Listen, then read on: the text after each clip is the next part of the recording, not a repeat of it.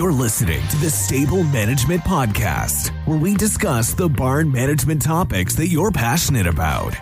Hi, everyone. Welcome to the Stable Management Podcast. Our goal is to bring you a real-world look into the parts of horse farm management that you love or hate most, such as stall bedding, farm equipment, and pasture maintenance. During each bi-monthly episode, we'll be joined by an expert guest who shares their experiences with and perspectives on an important stable management topic. This episode is brought to you by Calxequin. The foundation of a horse's well-being is a strong hoof. That's why Calxequin, the new daily hoof support supplement from the makers of Cosequin, contains key ingredients such as biotin, amino acids, copper, and zinc to support hoof integrity, quality growth, strength, and durability. What sets Calxequin apart from other hoof supplements is the inclusion of vitamin E and selenium, which provide antioxidant support and membrane stabilization. Put your best hoof forward with Calxequin. To learn more, visit calxequin.com. I'm your host, Hailey Kerstetter, and my guest today is Dr. Kris Hiney, Associate Professor and Extension Specialist at Oklahoma State University. Thank you so much for joining me today. Oh, excited to be here. We're going to jump right into our topic today. It's a very fun one for me as a dog lover and horse lover, and that's barn dog safety and everything you need to know about having your dog at the barn. So I guess the first question to ask is, what can dogs help with on the farm? Well, you're certainly not going to get them to clean your stall. But, when I think about having barn dogs, probably the biggest reason that most people have them is honestly companionship. And just having that buddy that goes to the barn with you, hangs out during the day, maybe goes with you riding. By far and away, I would say that is the largest role that dogs have. Now, certainly they have some traditional roles that we may think of. So, certainly our terriers are engineered to help with rodents and things like that. But a lot of people don't really think about them having that original role. And certainly dogs can have a protective nature. And so maybe keeping away unwanted guests or other animals. However, that's sort of a double-edged sword. Especially, let's say I have a stable where people are going to come ride, or a boarding stable, then you certainly can't have an overly territorial dog there. So really, they can do a lot. However, what we probably don't recommend they do is being used as herding animals for your horse. They can do it for sheep and cattle, but horses are kind of above the pay grade for most herding dogs. Yeah, so if you do choose to have your dog at the barn, what are some of the most important elements of barn dog safety? I think having the dog understand boundaries is super important. So, for example, teaching them that, hey, pastures are off limits, dry lots are off limits. You can teach that the dogs aren't allowed to go into the pasture with horses. Dogs can also learn to essentially patiently wait outside of the arena while you ride. So my Aussies that I used to have, I have a different set of dogs now. One of them is just now playing with their squeaker toy. Knew the rules that they would lay by the arena and lay there until I got off the horse. And then they would come running in, which is fine if you're riding by yourself. Maybe not good if you're with a whole bunch of other people. But they definitely knew the rules about, I am not allowed in the arena while the mom is riding, but after that they can come in. So really teaching them those boundaries that are going to keep them safe and prevent them from annoying other people, to be honest. Yeah, I have a Beagle mix, and she also has some Bloodhound in her, so nose to the ground at all times pretty much. And I always had questions about why I would have her hang out with somebody who's in the barn while I'm riding, or, I would bring her crate that she really likes to the barn and she might hang out in there. And I'm like, well, it might not be as exciting for her, but she's just fine and she's safer like that. And I'd prefer that over her being under a horse's foot because she had her nose to the ground and didn't realize where she was. Yeah, absolutely. And there's nothing wrong. I used to do that too. Like when I would ride, if it was too busy, then they would hang out in the tack room. Or I know lots of people that have beds or crates the dogs go in while they can't keep an eye on them. So just making sure that they're safe. And again, not bothering the other people that may be at the barn. Yeah, so you mentioned boundaries, which I think anyone can relate to with really any animal, probably. But what can you do to help your dog understand boundaries at the barn and stay safe around horses and other animals other than, while you're riding?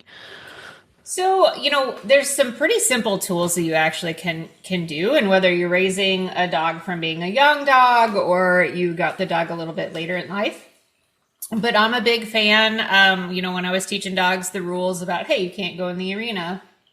Well, I would actually tether them to the side of the arena, have a dog bed in the shade where they were comfortable, but that way they sort of learned the routine of, okay, now it's time to settle. I'm going to hang out here until I come and get you. And so really teaching them those rules, I think, are super important. As far as not going into the fence, one is consistency, and they're actually incredibly capable of learning a lot of different things. My dogs know they stay outside of the pasture until I invite them in, right? And when I say, let's go, then they all come running with me. And so being consistent about not allowing them in sometimes versus other times so that the dog can predict what that routine is actually going to be. Another key feature is having a dog that has really, really good recall. I will confess I'm pretty much a positive reinforcement trainer. That's how most of my training is done. And so just doing a lot of repetitions of, calling the dog, rewarding them when they come to you, managing them with long lines until that skill is really steady is super, super important. So if anything, if I was going to teach a dog how to be safe around the farm, is having a really strong recall on that dog. Yeah, I love the long lines specifically. I'll just grab a lunch line if I'm at the barn and I don't have my nicer long line that I use for hiking with me, and that works just fine, and it works out really well for safety purposes. Yeah, you bet. You can improvise. Heck, if you even need to tie some string together. Exactly. Baling twine works for a lot of things. It does. So are there any specific skills that a dog might need to have to be in the barn with their owner? I said kind of that recall, that's super important. I also really like teaching a dog a place or a kind of a settle.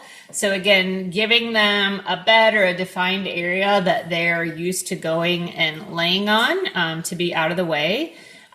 Really, a lot of dogs are really good about learning the rules if we're consistent in applying them. It's just when we're not consistent that they really don't understand. I also think it's probably a good idea to teach them that their help isn't needed. And so sometimes you'll see dogs that, when you're loading a horse in the trailer and they're like, finally, it's my turn, right? No, we don't really need you to help, dog.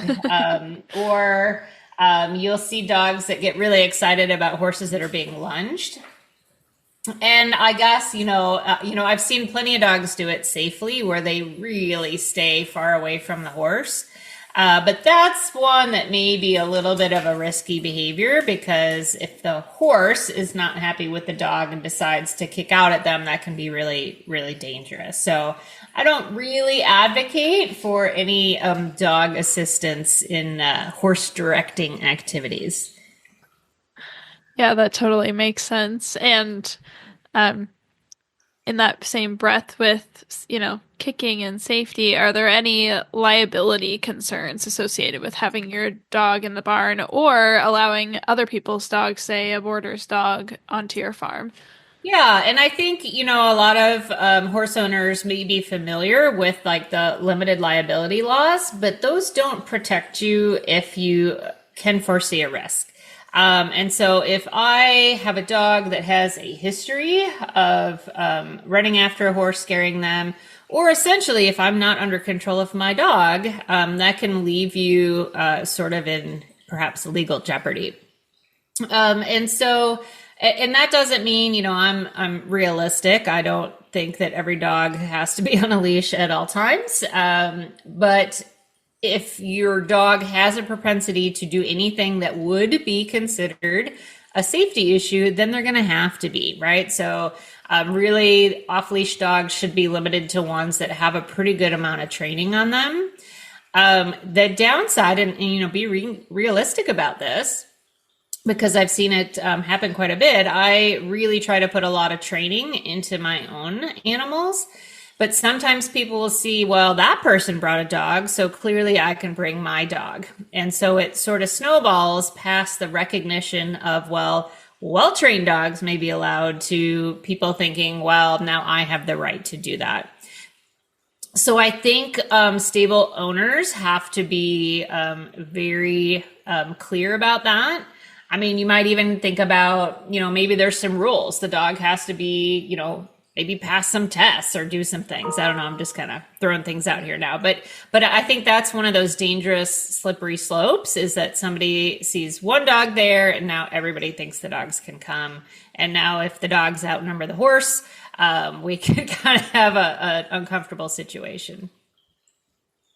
Yeah, absolutely. I mean, I've boarded at barns where they said, no dogs allowed other than the barn owner's dogs for various reasons. They have cats there, and some dogs might, who have a higher prey drive might be more interested in the cats, or, because of the horses, whatever reason. And that kind of annoyed people. But I've also seen on the flip side, people who allow any dog on their farm, and some of those dogs just aren't dogs that enjoy or are meant to be in the barn. And I can kind of see why people might have some more rules on which dogs they allow on their property and when. Yeah. And again, I think that's, one of those societal issues. If somebody just feels entitled that, well, there's no reason my dog shouldn't come, without being realistic about, hey, they can actually be kind of a safety risk here. Yeah. And it's a safety risk for the dog who's coming to, if they don't know what they're doing around a horse, it's pretty easy to get stepped on or kicked or something like that. This episode is brought to you by Calxequin. The foundation of a horse's well-being is a strong hoof. That's why Calxequin, the new daily hoof support supplement from the makers of Cosequin, contains key ingredients such as biotin, amino acids, copper, and zinc to support hoof integrity, quality growth, strength, and durability. What sets Calxequin apart from other hoof supplements is the inclusion of vitamin E and selenium, which provide antioxidant support and membrane stabilization. Put your best hoof forward with Calxequin. To learn more, visit calxequin.com. So for those who might not yet have a dog but are looking to get one, what are your tips for choosing a dog that will enjoy and thrive in the farm atmosphere? So a little bit of choosing a dog, it has to fit your lifestyle, right? So I would always make sure that dog selection is going to be something that you want and enjoy. So that's kind of my beginning of the speech. Herding dogs, I would say this is a little bit of a double-edged sword, right? Because herding dogs often are easier to train and sort of seem like a natural fit. However, herding dogs can come with a really strong herding drive. And so while they may be, super intelligent and easy to train, instinct may kick in those guys and may be really, really hard to extinguish. So I would say choosing a dog that is more moderate in drive is fairly important, and you don't get one that can be kind of OCD about, I need to herd something. Otherwise, some things that I think about, if they're going to go to the barn, how dirty are they going to get? Maybe you want to choose a hair coat that isn't going to be a complete mess every time you come home. So if your dog gets wet and lays in the arena, right, you're going to have a horrible big sandy mess if you have a heavy coated dog. So sometimes just being practical about what you like. Not that I wouldn't say, there's lots of small dogs that are great to be around the barn. However, sometimes there's a little bit more risk. Unfortunately, I actually saw a trail pole get dropped on a small dog once, and then it died. So just kind of considering there may be some more risk of, being stepped on or not seen for the small dogs, and just keeping them safe. But again, any dog that has the right temperament and that the owner really enjoys and wants to put the time into training them correctly is going to be a good barn dog. And would you say that the climate of your area should play a role at all in what dog you get? Like, for example, if you live in southern Florida, would a heavier coated breed like a Great Pyrenees not be a great choice, or do you think that they adapt well to the environment? Heck, I live in Oklahoma, right? And so we have Pyrenees all over the place because they're used quite a bit as livestock guardian dogs.